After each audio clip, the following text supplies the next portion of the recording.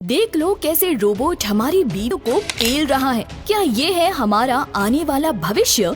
दोस्तों, आने वाले समय में आर्टिफिशियल इंटेलिजेंस क्या क्या कर सकता है, हम सोच भी नहीं सकते। दोस्तों, क्या आप जानते हैं कि वो कौन है जिसके बिना अब ह्यूमन जिंदा नहीं रह सकते, और वो कौन है जिसके अंदर सोचने और समझने की शक्ति भगवान ने नहीं बल्कि इंसान ने ही डाली है? तो दोस्तों, हम आर्टिफिशियल इंटेलिजेंस की बात कर रहे हैं। हम में से बहुत से लोगों ने इसका नाम तो सुना है, लेकिन इस बारे में हम ज्यादा नहीं जानते, और हमें ये भी नहीं पता कि कैसे धीरे धीरे हमारे सभी डिसीजन भी एआई ही लेते जा रहे हैं। तो आज हम आपको आर्टिफिशियल इंटेलिजेंस की पूरी कहानी बताएंगे। तो चलिए दोस्तों, सबसे पहले जानते हैं कि आर्टिफिशियल इंटेलिजेंस है क्या। दोस्तों, एआई यानी कि आर्टिफिशियल इंटेलिजेंस एक ऐसी सिमुलेशन है जिससे कि मशीनों को भी इंसानी इंटेलिजेंस दी जा सके, या फिर यूँ कहें कि उनके दिमाग को इतना तेज कर दिया जाए कि वो इंसानों की तरह ही काम करने, सोचने, समझने, यहाँ तक कि फैसले लेने में भी सक्षम हो। एआई में मशीनों को भी इंसानी दिमाग की खूबियाँ दी जाती हैं जिससे वो बेहतर तरीके से काम कर सके। दोस्तों, अब जानते हैं कि ये काम कैसे करती है। अब कोई भी कंप्यूटर हो, उसे इंसानी दिमाग की तरह काम करवाने के लिए 3 तरह के प्रोसेस से होकर गुजरना पड़ता है। इसमें सबसे पहले प्रोसेस है लर्निंग, और जिसमें मशीनों की मेमोरी में इंफॉर्मेशन डाली जाती है। इनसे वो कुछ रूल्स सीखते हैं, जिससे वो उन रूल्स का पालन करके किसी दी हुई कमांड को पूरा करते हैं। उससे दूसरा प्रोसेस होता है रीजनिंग का। अब इसमें मशीनों को इंस्ट्रक्ट किया जाता है कि वो उन बनाए गए रूल्स को फॉलो करें और उसके बाद डिजायर्ड रिजल्ट की तरफ आगे बढ़ें, जिससे कि उन्हें अप्रोक्सीमेट या फिर एक डेफिनेट इंफ्लूजन मिल सके। अब तीसरा प्रोसेस है सेल्फ करेक्शन, जिसमें अगर गलती हो जाए तो उसे ऑल्टरनेट तरीके से सही कैसे किया जाए और एंड रिजल्ट की तरफ वापस कैसे पहुंचे। दोस्तों, आपको बता दें कि एआई सिर्फ और सिर्फ डेटा पर काम करता है।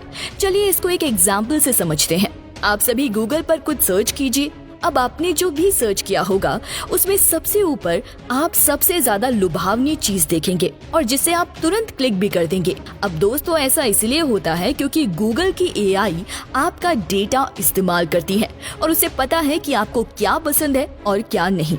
इसी डेटा का इस्तेमाल करके वो आपके लिए बेस्ट वेबसाइट या फिर बेस्ट शॉपिंग की डील लेकर आता है। वैसे बता दे कि इंस्टाग्राम, टिकटॉक, फेसबुक जैसी सोशल मीडिया साइट भी कुछ इसी तरह से काम करती है।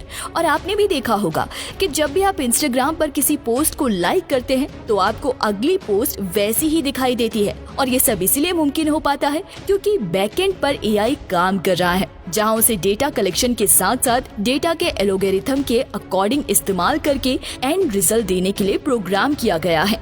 अगर एआई में इंस्ट्रक्शन के जरिए ये सोचने और समझने की शक्ति नहीं डाली जाती कि आपको क्या पसंद आएगा क्या नहीं, तो वो ये सब कभी नहीं कर पाता। अब एआई के अच्छे रिजल्ट देने का भी एक फॉर्मूला है, और वो है ज्यादा से ज्यादा डेटा का कलेक्शन। मतलब कि आपके दिन की हर जरूरत को समझना, उसे स्टोर करना, उसे एनालाइज करना और फिर एल्गोरिथम के हिसाब से उस पर काम करना। जितना ज्यादा डेटा एआई के पास होगा वो उतना ही अच्छा रिजल्ट देगा। ये कुछ इंसानी दिमाग के जैसा ही काम करता है, क्योंकि जितनी ज्यादा आप नॉलेज इकट्ठी करते हैं उतने ही ज्यादा अच्छी तरीके से आप अपनी जिंदगी की प्रॉब्लम को सुलझा पाते हैं। वैसे आपको बता दें कि आपका जो दिमाग है वो एआई से कई लाख गुना ज्यादा तेज है, लेकिन प्रॉब्लम ये है कि हम अपने दिमाग को वही डेटा देते हैं जो हमारे ही द्वारा बनाया गया एआई हमें देता है। तो हम ये मान सकते हैं कि हम अपने ही एक आविष्कार के गुलाम बनते जा रहे हैं। चलिए दोस्तों, अब जानते हैं कि एआई की शुरुआत कैसे हुई। आप सोचते होंगे कि एआई बहुत ही लेटेस्ट टेक्नोलॉजी है,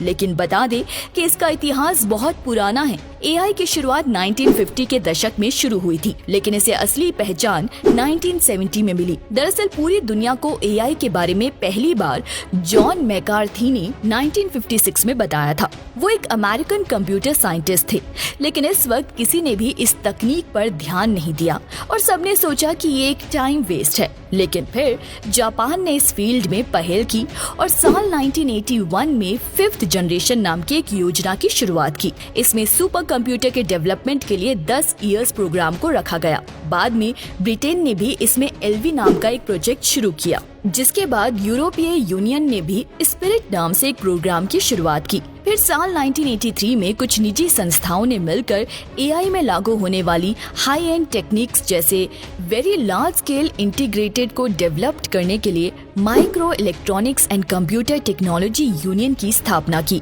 और फिर धीरे धीरे ये इंडस्ट्री एक पेड़ की तरह बड़ी होती गई। अब तो ऑटोमेशन से लेकर एक्चुअल रोबोट्स तक सभी चीजें इसके अंदर आ चुकी है और इसकी मदद से बढ़ने वाली स्पीड, साइज और वैरायटी ऑफ डेटा का हैंडल करने की कैपेसिटी के कारण दुनिया की ज्यादातर कंपनी इस टेक्नोलॉजी को बनाना चाहती है। आइए अब जानते हैं कि क्या एआई इंसानों के लिए खतरनाक है। तो दोस्तों आपको बता दें कि अगर हमने कंप्यूटर के दिमाग का नियंत्रण खो दिया तब इस दुनिया में एक लड़ाई होगी जो मशीन और इंसान के बीच में होगी।